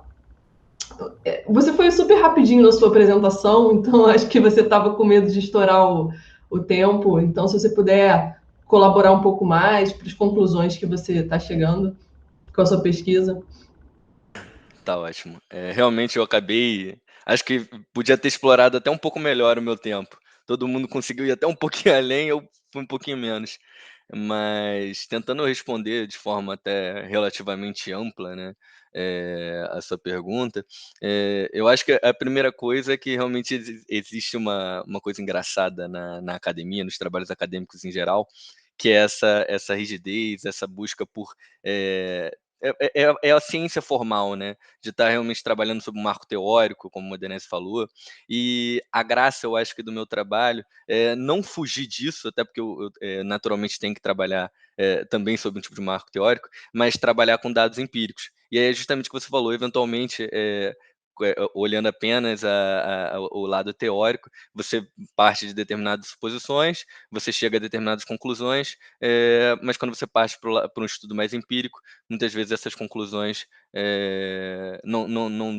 enfim, não necessariamente são exatamente o que a gente esperaria. Então, no meu trabalho especificamente, eu começo apresentando por que eu acho que é relevante. Eu acho que a principal implicação desse estudo é justamente sobre a questão da política monetária, é justamente sobre o papel dos bancos centrais e até uma abordagem um pouco crítica à visão convencional ou mainstream da política monetária especificamente, né? Nesse sentido, a partir dessa explicação de que existem dois modelos e qual eu ia trabalhando especificamente com o modelo assimétrico, dá para imaginar que às vezes a política monetária, ou enfim, a participação do Banco Central de forma geral poderia ser um pouco diferente, ou talvez poderia ser mais ampla. Eu cito aqui 2 exemplos, rapidamente, só para realmente chegar nesse ponto. Primeiro, seria a própria atenção, se não necessariamente uma política direcionada a isso, mas pelo menos uma atenção maior para as estruturas de mercado. Porque, como você disse, dadas as assimetrias, dadas as rigidezes, dadas as estruturas de mercado, que não necessariamente vão seguir um mercado de concorrência perfeito, ou pelo menos não vão seguir um mercado desse tipo de concorrência em todos os seus N setores, que cada um tem a sua própria característica, você pode ter, então, resultados até contraproducentes por parte de uma política que pode estar sendo implementada com a melhor das ideias, a melhor das intenções, mas que pode se propagar por determinados mecanismos que não estão sendo levados em consideração. E a outra questão, eu acho que o exemplo do câmbio que você deu é fantástico para isso, é justamente a importância, eventualmente, dessa questão de volatilidade. Justamente, a partir dessa minha pesquisa, a partir do momento que eu estou olhando justamente para um repasse que é assimétrico e tipicamente é mais repassado para choques positivos do que choques negativos, então a volatilidade de componentes de custo, e especialmente o componente do câmbio, se torna mais relevante. Porque ainda que, como eu cheguei a comentar, né, ainda que a gente tenha um nível ou uma banda de variação respeitada, para o caso do câmbio especificamente, a gente tendo uma alta volatilidade vai ter uma sequência de choques positivos que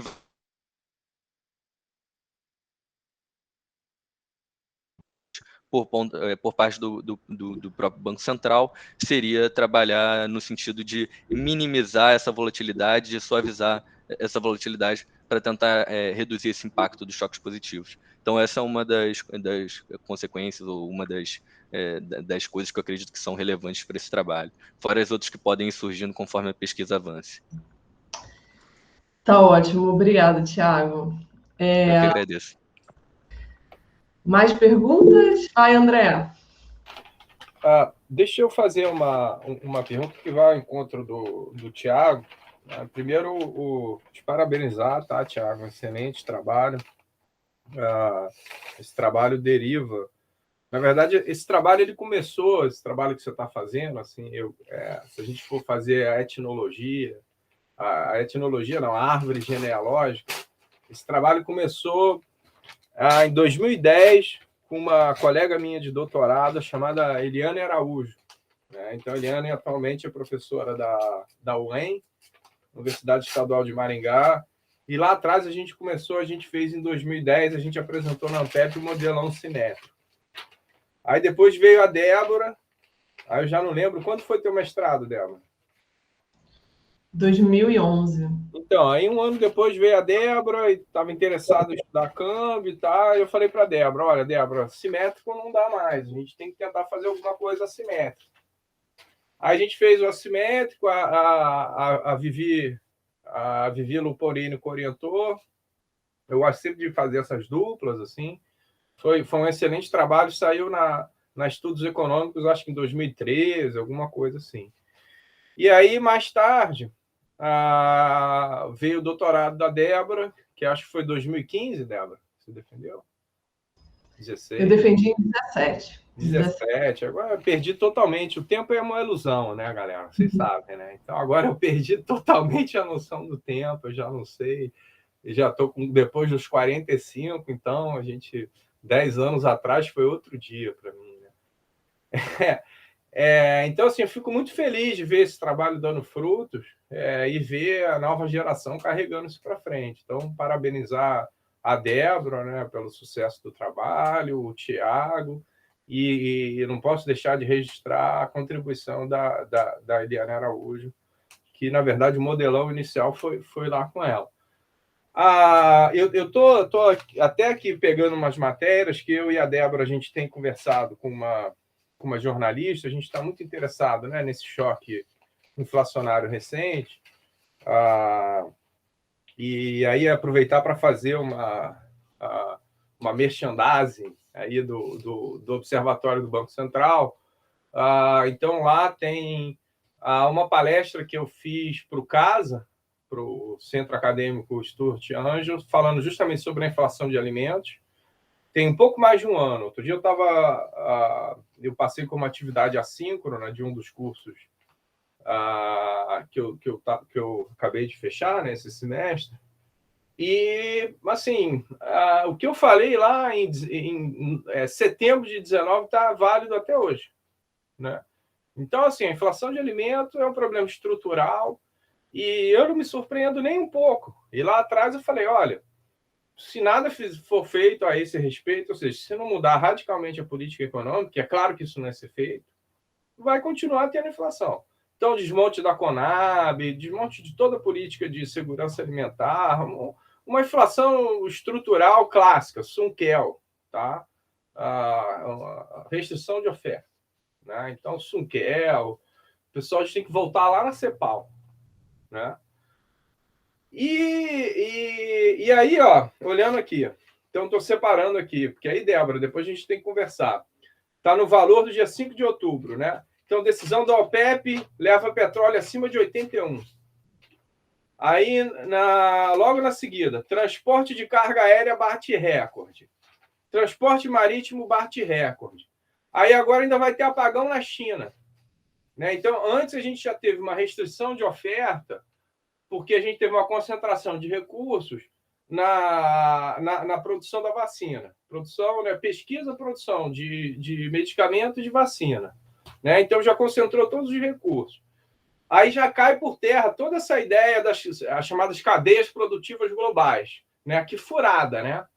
E aí vamos lembrar toda a contribuição cepalina, né? Da questão do centro, da periferia.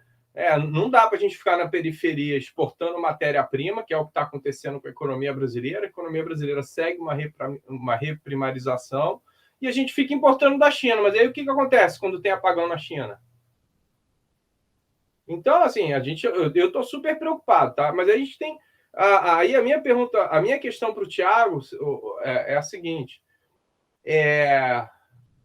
Esse é um modelo muito bom, mas eu não vou ficar surpreso se a gente começar a atualizar esse modelo, ele começar a dar um pouco ruim, porque a gente não pega... As variáveis de oferta, elas vão ficar muito relevantes agora.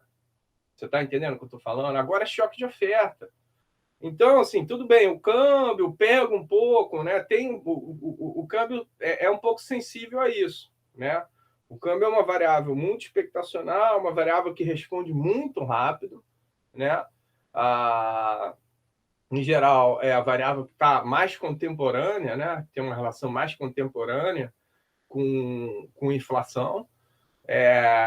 Ele vai ser muito rápido a resposta dele e ele pega muita coisa. E pega muita coisa do cenário externo. Né? Mas, assim, então, pensando no futuro, aí, assim, mais uma vez, né? Está uma excelente monografia, não tenho o que falar, mas pensando aí num trabalho de mestrado, e aí para a Débora também, sabe, Débora? A gente tinha que pensar em botar alguma variável estrutural, tipo preço de alimento, botar a média da cesta básica, alguma coisa assim. Eu não pensei numa proxy para isso, né? Mas a gente tem... Tudo bem que no modelo tem petróleo, né? Tem aquele índice de custos, né? De commodity. Agora, eu não sei, Débora, será que... E aí a pergunta é para os dois, para a Débora e para o Thiago, né? Como que a gente poderia aprimorar o modelo, né? E qual é a ideia de vocês, né? Porque isso me ocorreu agora, né? Eu não sei se eu estou tão... Eu queria saber a opinião de vocês, assim. A minha pergunta é, dado esse tremendo choque negativo de oferta, será que a aderência do modelo vai piorar? Porque a aderência do modelo é ótima, o modelo é super aderente desde 2010, tá? Então tem 12 anos de aderência. Agora, será que com essa... Né, o centro de rotação da Terra mudou agora. Será que o modelo continua aderente? Aí isso vai ser um ótimo teste de robustez ou será que a gente vai ter que caprichar mais nas variáveis de oferta? Essa que é a pergunta. Eu falo ou você quer falar alguma coisa antes? Vai você. Tá, perfeito. Então, em primeiro lugar, eu fico muito contente de estar trabalhando em uma coisa que já foi agregada por tantas pessoas, né? É um conhecimento que é uma construção coletiva, então isso dá um prazer e um orgulho imenso. Não é à toa também que eu estou estudando sobre isso, não é por acaso, foram muitas contribuições. Aqui eu tenho o prazer de ter meus dois orientadores participando, dialogando sobre esse trabalho, que para mim está sendo um imenso prazer, mas além disso, são contribuições que em grande parte são colhidas, inclusive, dos membros do Observatório do Banco Central, que eu fiz questão de colocar no slide da apresentação como uma homenagem, como um agradecimento diante de tantas contribuições que vêm desse grupo. Mas, posterior a esse momento de emoção, de agradecimento, eu acredito que essa pesquisa ela tem muitos lados, ela teve muitos trabalhos, inclusive, e não por acaso, apesar de ter uma ideia central e um tipo de estrutura, naturalmente, existem alguns modelos, digamos, diferentes, né, com variáveis diferentes. O meu modelo mesmo é um modelo simplificado, por assim dizer, não querendo nem dar menos mérito ao meu modelo, ou muito menos dar um mérito maior, mas ele é um pouquinho diferente, porque aqui eu estou usando para custos apenas, eu estou aplicando apenas ao Brasil, e estou aplicando apenas para custos a variável do IPA. Eu até desagrego, justamente para poder incorporar a simetria, mas eu realmente não chego a entrar em eventuais preços de commodities, não chego a ter preço de petróleo ou preço de alimentos. Eventualmente, isso pode ser até uma coisa a agregar, não sei se para agora ou se para uma eventual dissertação, como eu gostaria de fazer, mas, então, assim, no meu modelo especificamente, eu não pego tantas variáveis assim. Mas é algo relevante, acho que é algo para dialogar e ver aonde a gente pode chegar. E testar, né? Deixa eu complementar aqui rapidinho.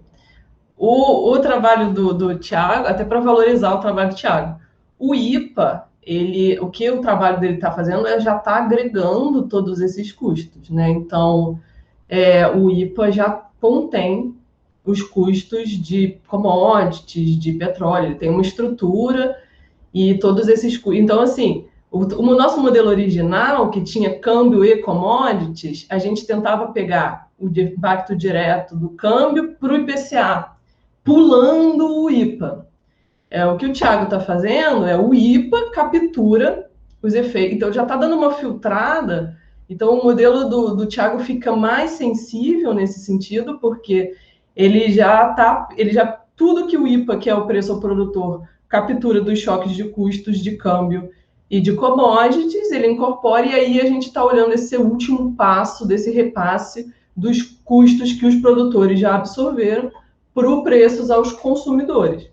O que pode ser feito, né? A gente pode usar uma desagregação do IPA, né? O Thiago pode agora, no próximo passo, pegar o IPA, e a AGV tem os dados, e quando a gente não consegue o Pontual, Eduardo Pontual, ele normalmente nos disponibiliza os dados desagregados e usar já os preços aos produtores de produtos alimentícios ou partes que sejam mais relevantes de petróleo, coisas assim. Então, a gente pode.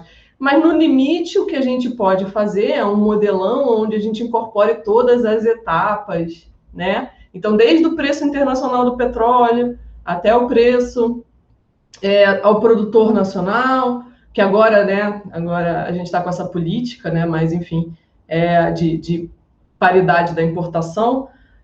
E aí depois o IPA, enfim, então dá para a gente ir. Então, o que o Thiago está fazendo é essa cadeia. O IPA dele já incorpora todos esses custos, então estão todos incorporados no modelo dele. Só está agregado, né? O que ele poderia fazer é desagregar o IPA em alimentícios e coisas assim. E aí, só para fechar, André, então, e sobre esse ponto que você tem falado, é um conjunto de volatilidades, né? Você falou da Conab, então a Conab, eu não sei o quanto que ela era eficiente em fazer isso anteriormente, não era uma coisa que eu nunca vi empiricamente. O desmonte da política de segurança alimentar começa no Temer. O objetivo... É uma coisa de longo prazo, é importante isso ser ressaltado. Isso significa que a reconstrução vai ser mais longa ainda. Tá? Então, assim, esse choque inflacionário ele vai persistir por muito tempo. Então, o que eu estou falando é o seguinte, se mudar a política hoje, vai demorar uns 3 anos até recompor os estoques, vai demorar muito. Tá? Porque era um objetivo, a política da Conab, era de mitigar a volatilidade, era de estabilizar o preço. Se você entrar lá no site da Conab, eu estava esses dias olhando, o objetivo deles é estabilizar o mercado, estabilizar os preços, para justamente vai de encontro com isso que o Thiago está falando, porque se o preço fica flutuando muito, muita violência, volatilidade, isso é repassado com mais intensidade. Então, a Conab... Se você me permitir, o objetivo da segurança alimentar, isso começa lá na Europa. Não, me perdoa, só para... Não, assim, muito mais abrangente. Tá, mas tem que lembrar que, além de segurar o preço, é você garantir um preço mínimo para o produtor, que é evitar também que o preço caia muito e o cara para de produzir, venda a terra e bote gado, taque fogo e bote gado. Isso. Então, assim, isso só para ressaltar a importância da segurança alimentar. E isso, o rei do liberalismo, que são os americanos, eles fazem isso. A Europa faz... A política de segurança alimentar na Europa de antes da guerra. Tá? Se eu não me engano, de antes da Segunda Guerra. Então, e eles continuam fazendo isso, eles são super liberais, mas com o que pode ser liberal, você está entendendo? Então tem que ressaltar isso, tá? Eu queria adicionar ao desmonte da Conab a mudança da precificação da Petrobras, que também era antes estabilização de preço e aí de combustível que afeta todos os preços, estabilização de preço para uma política de repassar completamente a volatilidade internacional de uma commodity que é super política, e, enfim, é super volátil, com muita violência também. Então, e além de precisam ter o câmbio. Então, tem os três componentes aí dessa inflacionários. E isso a gente está falando só de um aspecto, né, que é mitigar. A gente não está nem falando de políticas mais. A gente está falando só de mitigar a volatilidade, que seria o básico. Como você falou, isso é o básico. Isso aqui eu não estou nem falando de política keynesiana, eu estou falando do básico, que é qualquer arcabouço teórico vai concordar em tentar mitigar. Aí eles falam, né? Se a gente for pensar no arcabouço teórico do EMI, eles vão falar em ancorar as expectativas, em coisas assim que também pressupõem, enfim. Mas tem esses três componentes de volatilidade, que é o alimento, combustíveis e o câmbio. Enfim. Deixa eu adicionar a energia também, né? Porque está muito parecido com 2015, né? Porque aí a gente está tendo um choque de tarifário e voltando a correr risco de ter outro apagão, né? Então, a gente quase teve um apagão lá com o primeiro Fernando Henrique e diga-se de passagem, Débora, talvez você não se lembre, sabe quem foi o gerente do apagão? Foi o Pedro Parente, que foi o cara que acabou com essa política da Petrobras. Pedro Parente, diga-se de passagem, ele é um tremendo gerente, ele é um gerentão. Pedro Parente, se eu não me engano, ele era ministro-chefe da Casa Civil. Chegou lá, gerenciou o apagão e não teve. Agora, a gente está correndo um risco enorme. Inclusive, eu estou preparado para o apagão. Estou cheio de vela de 31 dias aqui.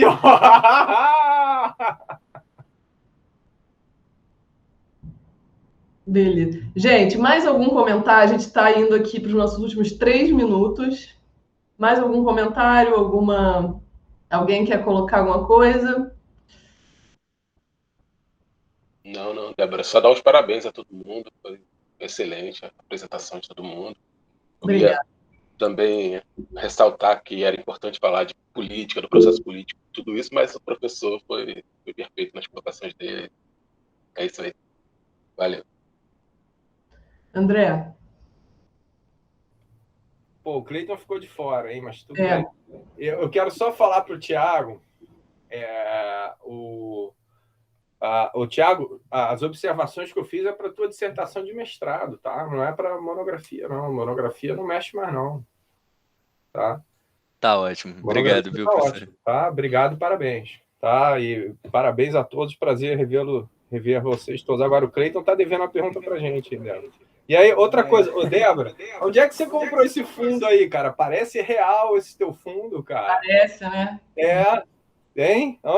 Que fundo é esse? Manda pra mim. É aqui automático. Eu vou te é? Pô, bonito, cara. Eu queria ter um fundo desse. Te mandar o contato da arquiteta. Então, Davi, Gabriel, vocês querem colocar algum comentário agora nos nossos últimos minutinhos? Nada a acrescentar, Débora. Só agradecer a presença e a participação de todos, além dos comentários provocativos e agregadores. Muito obrigado. Obrigada. Então tá, gente. Davi, desculpa, te atropelei? Não. É só agradecer realmente a oportunidade. Bem agregador essas conferências. Muito obrigada, gente. Então, muito obrigada aos participantes, aos apresentadores, aos ouvintes. André, obrigada. Então, vou encerrar aqui essa mesa e convidá-los a participar dos demais eventos da jornada. Obrigada, gente.